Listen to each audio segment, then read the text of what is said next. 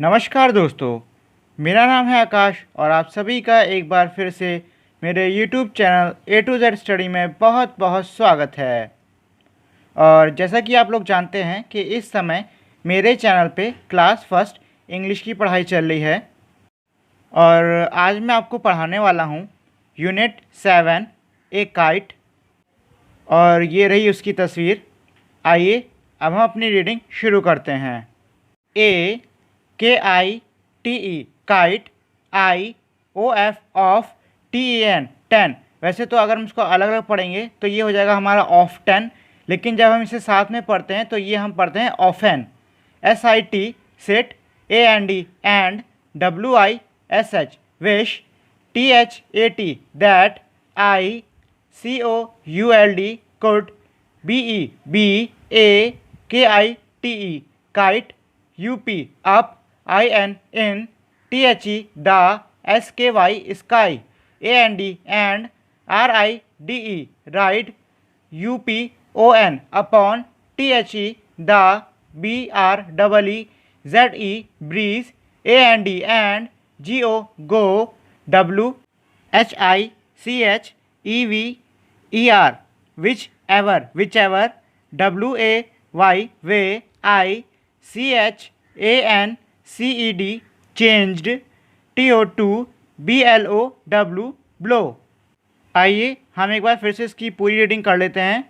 I often sit and wish that I could be a kite up in the sky and ride upon the breeze and go whichever way I change to blow।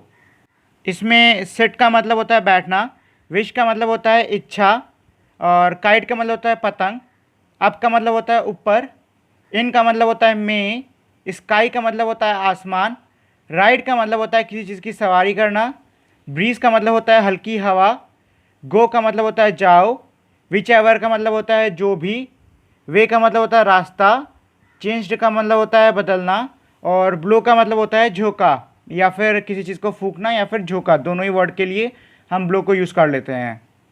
तो हमारा इस paragraph में इसकी ये meaning है, ये इसमें कह रहा है कि ये जो है बच्चा, ये अक्सर बैठकर सोचता है कि काश ये एक पतंग होता तो ये भी पतंग की तरह ही आसमान में उड़ सकता और हवा की सवारी करके इधर उधर जा सकता, और जहाँ भी हवा जिस डायरेक्शन में भी, मतलब जिस दिशा में भी हवा चलती उसी दिशा में उड़ जाता। तो ये थी हमारी इस चैप्टर की मीनिंग। चलिए अब इस चैप्टर में कुछ क्वेश्चंस भी हैं, हम उनको भी कर लेते हैं। तो ये रहे हमारे क्वेश्चंस। आइए सबसे पहले हम क्वेश्चन नंबर 1 को देख लेते हैं। इसमें बोला है what does the child wish to be, मतलब ये है कि बच्चा क्या बनना चाहता था। The child wish to be a kite, जो बच्चा था वो एक पतंग बनना चाहता था। अगला क्वेश्चन है what does the child wish to do with the breeze, मतलब ये है जो हल्की हवा चल रही है उसके साथ में बच्चा क्या करना चाहता था। तो इसका आंसर होगा he wish to ride on the breeze, मतलब उसकी वो जो हल्की हवा चल रही है उस पर सवारी करने की इच्छा थी। अगला क्वेश्चन है what would you like to be, मतलब ये है कि आप क्या बनना चाहोगे। जैसे कि हमारे इस चैप्टर में दिया हुआ है कि जो बच्चा था वो पतंग बनना चाहता था, उसी तरीके से आप भी जो बनना चाहते हो वो आप इसमें आंसर में लिख सकते हो। Imagine you are a bird in the sky, describe what you will feel when you see a kite flying near you, मतलब ये है कि इमेजिन करिए, मतलब इस बात की कल्पना करिए कि आप आसमान में उड़ने वाली एक चिड़िया हैं और तभी आपने अपने आसपास एक पतंग देखी है, तो आपको अब कैसा लगेगा। तो हर किसी का, मतलब हर किसी के हिसाब से उसका जो एक्सपीरियंस होगा, यानी उसका जो अनुभव होगा इस घटना को लेकर, वो अलग अलग होगा। तो आप अपने हिसाब से इसमें आंसर लिख सकते हैं, मतलब जैसा चाहे वैसा आप इसमें लिख सकते हैं। ये रहा हमारा अगला क्वेश्चन। इसमें कह रहा है से अलाउड, मतलब आपको तेज से इन शब्दों को बोलना होगा।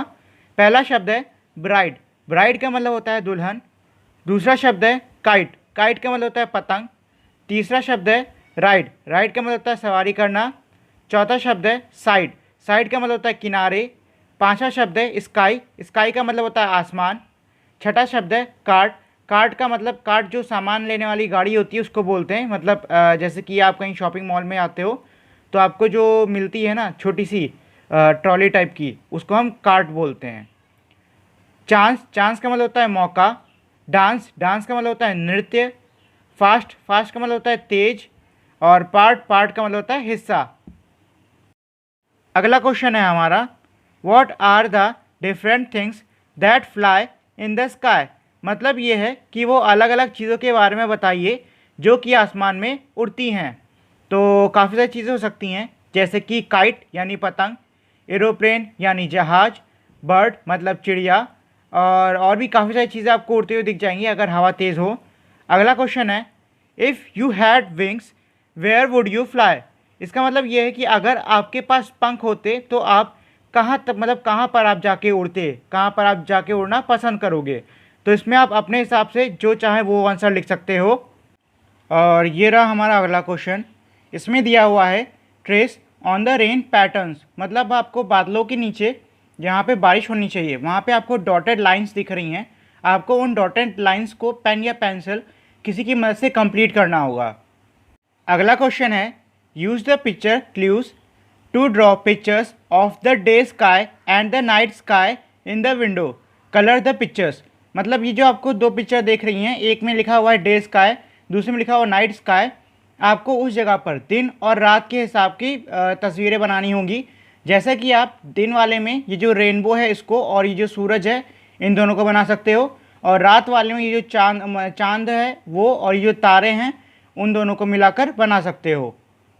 और ये रहा हमारे आज का आखिरी question, you see them all in the sky, fill in the blanks by choosing word from the box. इसमें लिखा हुआ है कि ये जो बॉक्स में हमारे 5 वर्ड दिए हुए हैं, स्टार्स, सन, क्लाउड, रेनबो और मून, जो नीचे की ये 5 पिक्चर्स हैं, आपको इनके नीचे इनके नाम लिखने होंगे कि ये कौन सी क्या चीज़ है। और आप ये जो बॉक्स में नाम दिए हैं इनसे आप चूज़ कर सकते हो। जैसे कि पहले वाली पिक्चर में हमारा बना हुआ है सूरज, तो हमने नीचे लिख दिया सन। उसके बाद वाली पिक्चर में हमारा था ये रेनबो, मतलब इंद्रधनुष बना हुआ था, तो हमने उसके नीचे लिख दिया रेनबो। फिर है हमारा चांद, उसके नीचे हमने लिख दिया मून। उसके बाद है स्टार्स, तो हमने नीचे लिख दिया स्टार। और आखिरी था हमारा क्लाउड यानी बादल, तो उसके नीचे लिख दिया हमने क्लाउड। और इसी क्वेश्चन के साथ में हमारा ये चैप्टर यहीं पे ख़त्म होता है। अगर आपको ये वीडियो अच्छी लगी हो तो प्लीज़ इस वीडियो को लाइक करें, शेयर करें और मेरे चैनल को सब्सक्राइब करना ना भूलिएगा। मिलते हैं हम अब अगली वीडियो में, तब तक के लिए नमस्कार।